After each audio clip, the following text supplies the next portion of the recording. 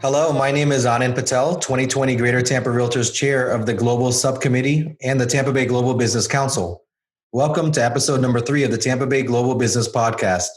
Today, we continue our series called the Global Spotlight, where we highlight various countries to educate our members not only to learn about the country, but to get ideas on doing business locally here in Tampa Bay with buyers and sellers from these countries. We have found our Global Council membership is very diverse. And with this podcast, we'd like to tap into that knowledge bank of our diverse membership to share it with everyone. Last time in episode 2, we talked about the Dominican Republic. Today's global spotlight is Costa Rica. Costa Rica is located in Central America, bordered by Nicaragua to the north and Panama to the south. Costa Rica has a rugged terrain with rainforests and coastlines on the Caribbean and the Pacific. Costa Rica is known for its beaches, volcanoes, and biodiversity. Roughly a quarter of its area is made up of protected jungle. Now, today I'm super excited to be joined by our GTR Vice-chair, your 2021 Global Subcommittee Chairwoman, Marlene Cambronero. Marlene was born in San Jose, Costa Rica, which is the country's capital. She's lived in Tampa, Florida since 1987 and has been in the real estate industry since 2002. She's currently a realtor with Suncoast Realty Solutions. She graduated in international business from University of Tampa, has her CRS designation, GRI designation, and Certified International Property Specialist designation, just to name a few. She loves to travel and is definitely a great networker wherever she goes. She's also a trained flamenco dancer, in case you didn't know. But welcome, Marlene, to the podcast. Hello, good morning, everyone.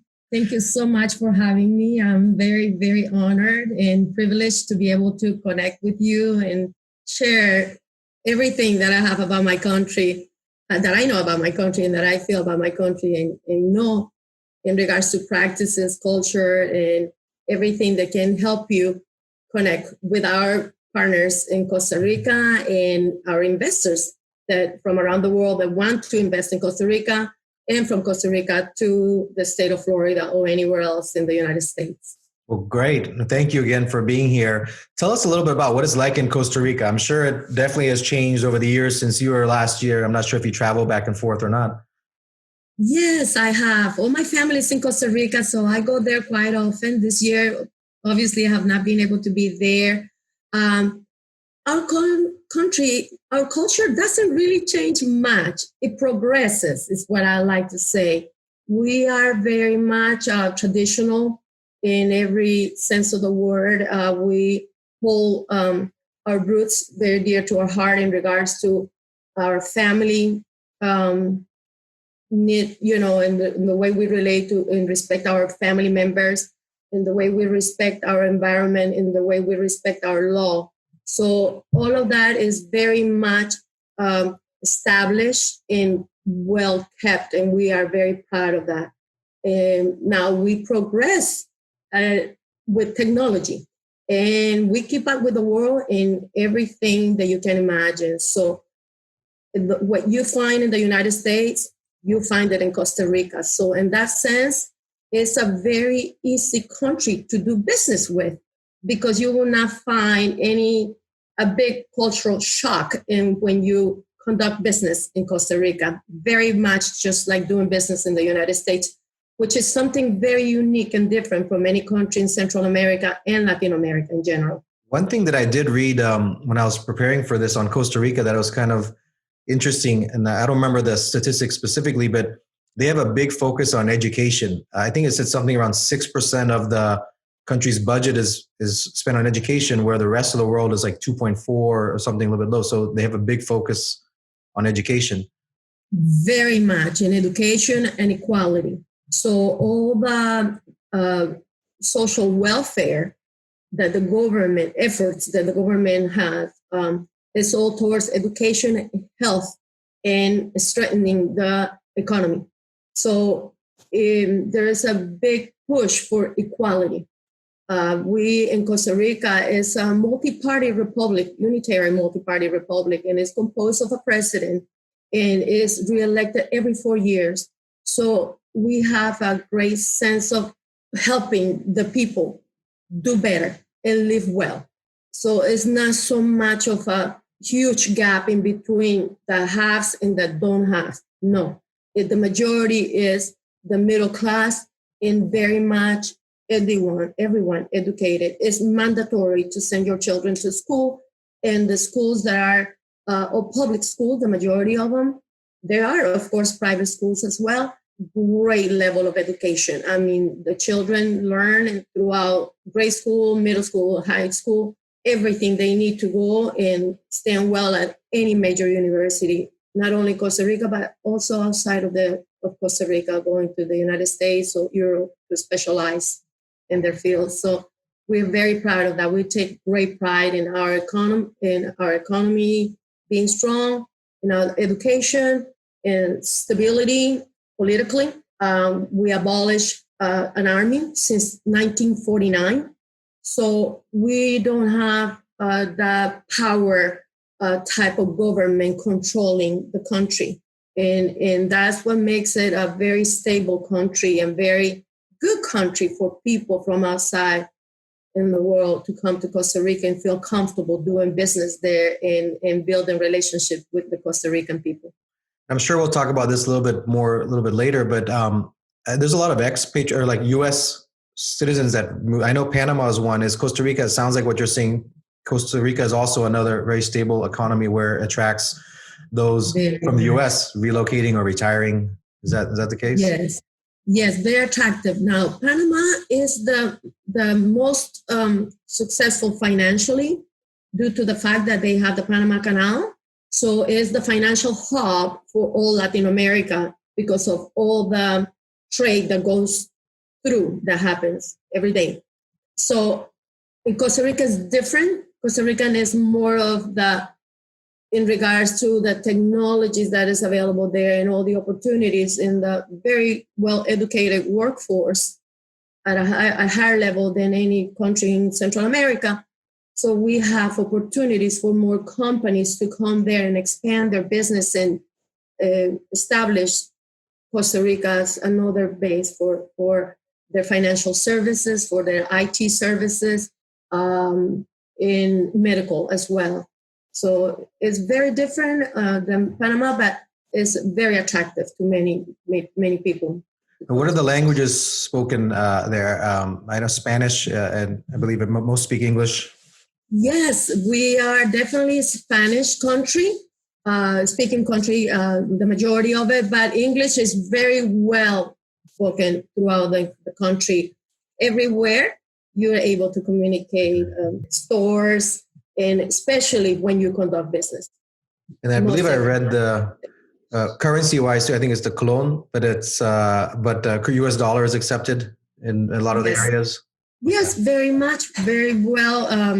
You can use American dollars everywhere, all your business cards, Visa, American Express, everything. Like I said, you're there as if you were here. You can exchange to Costa Rican money, but it's not necessary. They accept dollars US everywhere dollars. And credit cards everywhere you go. Okay. Now shifting, talking about money. Now let's talk about the real estate. How does one conduct real estate in Costa Rica? Is it organized real estate like we have here? Are there associations? Or tell us a little bit about that. Yes, there is absolutely. The Cámara de Corredores de Bienes Raíces de Costa Rica is a well-established organization for many years. They have the executive board, they have the members, well-known, everybody knows about it, yet we still don't have enforced license by the government. We just feel really strong about making it really a true profession so that they can be treated as and respected as the professionals that they are.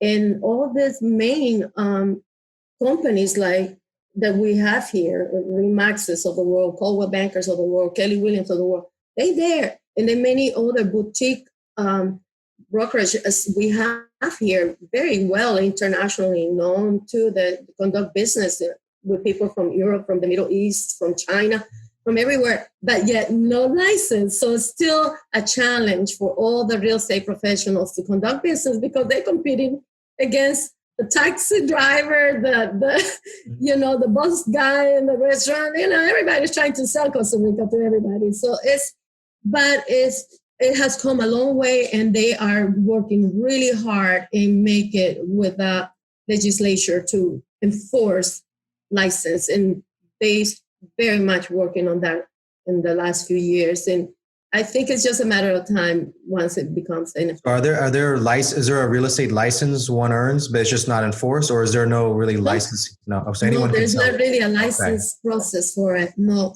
but I am amazed to see how the majority of the people that I know personally that conduct business there in real estate, that are true professionals, that are part of the Chamber of Real Estate, La Cámara de Comercio, they have the designations. They belong to NAR, and they have just about the same designations that we have, and they take great pride. And as a matter of fact, one of the people from the executive board, the current executive board, is already elected the vice chair for SILA, the International Latin American Association that we just became partners with at the Florida Realtors, that was announced yesterday.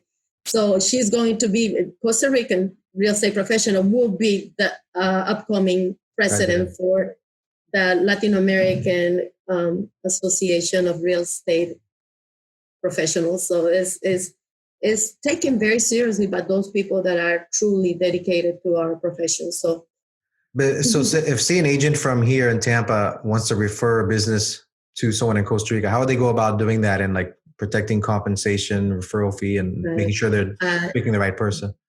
You have to, I would say, seek out those professionals, as I do, that have your designations, our designations, because they are members of NAR. So like CIPS? They adhere to our code of ethics, exactly. And they use our referral forms, and you execute it, as I do, back and forth with them, and you still get that referral fee when the closing takes place. It's honored, absolutely, and respected, very well taken serious before you move forward with the process of transferring that client to that professional. Is signed ahead of time. Yes, you are absolutely protected with that. Okay. Tell us a little bit about the mindset of the Costa Rican, I'm not sure if there's a large concentration of Costa Ricans in Tampa Bay. I'm sure in South Florida there might be more. But those that are coming here or buying here in Florida, are they relocation or for education, or more mainly investors or second home? Like, what does a typical Costa Rican buyer look like? I would say it's a good mix outside of South Florida for education.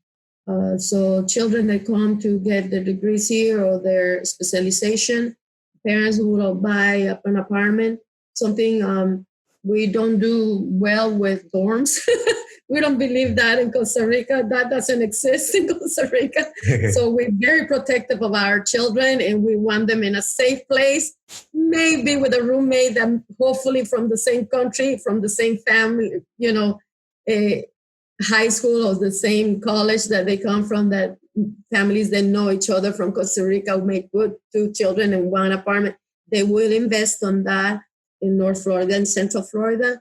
In I would say also in Miami, but mostly South Florida will be for business, to conduct business, to have perhaps a branch of their business, so extend their business here for mostly warehousing and distribution in the South Florida area. So some of those people would also buy then an apartment or a condominium to come here, to have something available for when they come here to conduct business, maybe 2-3 times a month.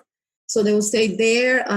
Sometimes maybe they rent it as well, so as a rental income property as well, both. But I would say most of those are in South Florida, not so much in Tampa area. Okay, so particularly South Florida is where a lot of them are buying. But for education-wise, they are more inclined to buy a condo or a townhome for their kids and rent out, versus staying on campus or in dorms or things like that. Correct. Yeah. Okay. Yes, exactly. And I think this area here, we have a lot more people from here wanting to go to Costa Rica to buy a property, to either retire there or have it as a second home. So we have more porting of investors to Costa Rica rather than the other way around in our area. Sounds like it would make sense to network or build relationships with real estate professionals in Costa Rica. Absolutely. In terms of sending potential buyers or yes, down there. Yes, everybody wants to live in Costa Rica Yeah. that I talked to. I've been waiting to go there. Costa Rica, and they're like, I want to go there. That's like my dream home. That's like my dream place. Oh, I was there and I so wanted to stay there. Oh my God, you guys are amazing. It just has it's a small little country, the size of West Virginia, but it's so rich in biodiversity, in culture, in work, education, stability, beauty. We have mountains, we have rivers. It's very diverse. It's just you have so many ecosystems. There's a different climate just for anybody, any lifestyle, anything you like. We have that there. So so you said different environment. So, here right now it's July 30th in Tampa, Florida, and it's humid outside. And you wake up in the morning, it's 80 plus degrees. Being in Central America, close to the equator, is it, but you're also high in the mountains. Is it still humid or is it? Well, it's interesting because we are considered a tropical country, but because of the altitude of the three main mountain ranges, which is all along the middle of the country, it's a very nice, comfortable temperature all year round. You can have in the Central Valley 72 degrees temperature all year round. So that's what makes it so beautiful. Then you go down 30 minutes an hour, go down to the coast, and then you are at a beautiful 80 degrees with a nice breeze. And it's still very tropical because it's so luscious, so many trees, it's so green, so beautiful, that is really refreshing and nice. So it never feels suffocating as when we have our summers here. It's not like that at all. On the coast, it may be up to 85, 90 degrees, always, all year, but it's the same all year. And the water is always friendly. The water is always like perfect 85 degrees, 80 degrees for you to get in at any time of the year. The only difference is that in between May and November is our rainy season. So it may rain more, just as we have here our summertime that we get rain sporadically. The same in Costa Rica, but it only lasts a little bit. It blows over very quickly. I was going to say it's probably similar to most of even the Caribbean there, where it rains, but it's quick. 5 minutes later, 20 minutes later, it could be gone. Yeah, the sun is up, and then you're ready to go back to the beach again or to do your normal activities. Yeah, so we're very used to carrying around in our cars a scarf, a little spring jacket, light jacket, and boots in the car, rain boots or whatever, because in the umbrella, because we have to prepare for all those dropping temperatures and changes of weather throughout the day 2 or 3 times. So we used to be prepared, always for that. I remember it's common to do that because of the rapid change of weathers throughout the day and every month. Yeah. Now you mentioned, there's a more of an influx from the U.S. purchasing in Costa Rica. Now, are there a lot of condo developments or resorts, a lot of projects going on? Yes, maybe in and San a lot Jose of Canadians, and a lot of Canadians and a lot of people from Europe too. Yes, all the way along the Pacific coast. Beautiful, a lot of nice communities, townhouses, condominiums. They have their HOAs. Control, clean, neat, which is great and very attractive for all our investors here that are very much used to that and know that the property is going to be safe, even if they're not there, because gated communities, they have guards, security systems, they have the administrator of the HOA takes care of if they rented, maintenance, whatever happens in your unit, they take care of it. So as an absentee owner, you will have peace of mind investing. Correct. So it's very safe investment, I would say. Absolutely. Before a lot of that is happening all the way along the Pacific coast, and some in the Caribbean coast, but the climate is a little bit more humid in the Caribbean and a little more remote. Not the infrastructure is not built as well as it is in the Pacific or established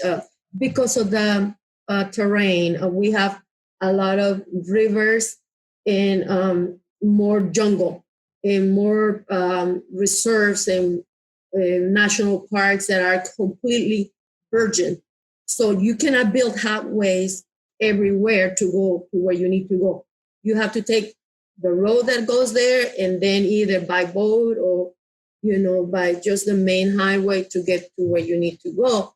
So that makes it a little bit longer of a distance to travel to the Central Valley where all the services are, like the main hospital, the banks, airport, and everything else that you need to have all the amenities and services that you may need if you want to live there. It's not as, I would say, as developed as it is because of the terrain and the climate. So is San Jose being the capital? I think that, if I remember, it's more along the west towards Pacific side, right? Is that where? Correct. So is that where all? And I think you mentioned before we were recording. Is that the Central Valley, and then it kind of. Correct. And the highway that they built recently, like in the last 10, 15 years, there's a highway now that goes straight from San Jose, and you can be on the Pacific coast in 45 minutes, which is amazing. I read about another an island. I think it's Colos Island. I think it's north of Ecuador. Yes. Say that again. What's it called? Isla del Coco. Yeah, it's like just island. in the middle. It's just north of Ecuador, actually, on its own. Yes. It's owned by Costa Rica, and I was exactly. And you mentioned it's no inhabitants there except for park rangers, and it's just pure, pristine, like a rainforest island. Absolutely, and there are many scientific stations based there because of animals that exist there and unique in the whole world. It looked protected by many organizations from the whole world. I was on Google last night and I thought, let me just see if there's a street view, even though it's an uninhabited island. And then actually put the blue marker in the water. So I clicked on it, and it was like a park ranger who had the 3D or the 360 camera on his boat. And so I was driving, on the boat going around the whole island. It was beautiful. Like just, you see waterfalls. Yes, they do amazing excursions there for tourists, which it was really big in ecotourism.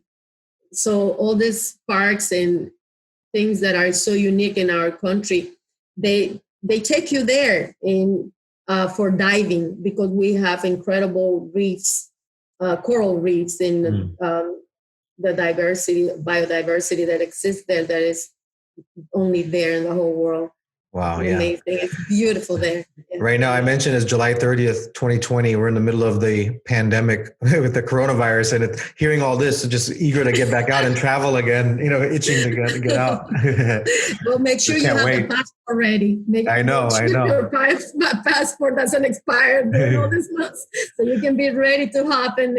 Yeah, definitely. So to wrap up here, what would be a piece of advice you'd give someone here, one of our Tampa Bay Realtor members looking to do business with someone from Costa Rica or sending business there? What would one piece of advice be? Absolutely. Build relationship with a real estate professional that works with one of our known companies because they are, again, the most knowledgeable in regards to what's happening in the country, that are very well connected, and they have a whole team of people that work with them, including the title company. Stewart Title has the headquarters for Latin America is in Costa Rica, and I was instrumental when that happened. I was the marketing director for Stewart Title of Tampa, and I was part of the team when that office was created for Latin America. So I know those people very well, and they conduct business and issue title insurance just as they do here, which is highly recommended. We have a national registry for all properties, so that each property has a folio number, which is the ID number that identifies that property, and everything in the history of that property is in public records, is registered. Do your due diligence. Hire a real estate attorney. They are notaries, can only be an attorney. We don't have just a notary like here, no. They are attorneys, can buy property in Costa Rica. The only exceptions are that on the maritime zone, that means that they are 50 meters, so 164 feet of the ocean is to allow for public access to all beaches area. So no one can have a private beach. And that next to 150 meters is a restricted zone. That's 492 feet. So there are exceptions to this in some areas that were there for a long time, like in Jacó and Golfito, but they only have tidal water from and beachfront land, but these are exception rather than the rule. Very, very few properties are like that, and they're already taken. So if you're planning to buy a beach right there, you can. It's not allowed in Costa Rica. So be aware of that. The Costa Rica laws require definitely that you register the property with the property national registry. Be aware that all business is conducted in, with an escrow account as well that is held by that lawyer and with an institution, financial institution. So do everything that you do here because that's the way we conduct business there. Business is taken very seriously in Costa Rica. So I advise anyone to not confuse our relaxed culture and manner and the way we are and the type of people that we are and extend that to business. Very different. When it comes to business, Costa Rican people are very serious, very cautious. They are, they don't like too much high pressure type of business at all. It's all built in trust. In reality is facts. So they're distrustful in that sense. And not that they are distrustful, they just very, very cautious in following the law and the rules and regulations because they are very much enforced in Costa Rica. So I highly recommend whoever is going to do business in Costa Rica, hire a lawyer first. Then also seek out one of our realtors that are members of the National Association of Realtors. We can find that information through NAR list of affiliate members from Costa Rica, and we can find them for you. And when you're talking about this, it just made me think about what about financing? Is it mainly cash or No? Okay. No, everything is done just as we do here. Transfers from financial institution to the financial institutions in Costa Rica. And I would say, highly recommend get your loan here, then get the money transferred there. Absolutely would recommend using Money Corp to protect your exchange and secure that rate of exchange. Just as you would do, high level of how we conduct business. Yeah, so nothing different than here. Now, you do have to be more cautious in regards to what property you're buying. Make sure you make the time to go there and see it. You got to develop that trust with that rapport and in business relationship with those people that are going to be assisting you during the entire transaction is very important for us and establish what your goals are, what your needs are, what your lifestyle is, what the purpose of why you buying. Because as I explained, we have so many different options of where you can buy and what you can buy. And the price range is very different. And it can be a property only 30 minutes, an hour away from each other. And you are in two different complete worlds.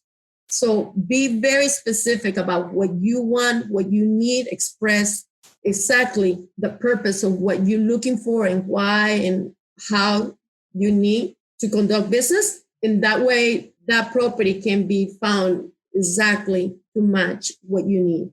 Really good advice and good to know. One thing that I found just from just doing this podcast and from our previous one, I'm pretty sure it's going to be a very common theme when it comes to advice is putting together a good team. You mentioned Money Corp, having an attorney, having the real estate professional. Absolutely. So the team, and I'm sure we'll see this as we keep doing further podcasts with other countries too. It's all about the network and the team that you build. Yeah. Well, thank you, Marlene. Or go ahead. Yeah. One more any closing thoughts you wanted to share? I absolutely. Thank you so much again for having me. I think at this moment in time, in reinventing ourselves and creating new opportunities for more business and how we do business and how we progress in our business and expand our business, Costa Rica is definitely a great option, a great destination more than anything. And it's the beauty of it is that you have the richness of nature, culture, and business that we have at the level that we have, that is just nothing like it in Central America. Well, I'm sold. I'm ready to go. Can't wait. Yeah, come over and discover on your own and invite me. yeah, no, definitely. I'm ready anytime. Thank you so much, Marlene. Thank you for your time today. And thank you all for listening today. And stay on the lookout for episode number 4 coming soon. Thank you.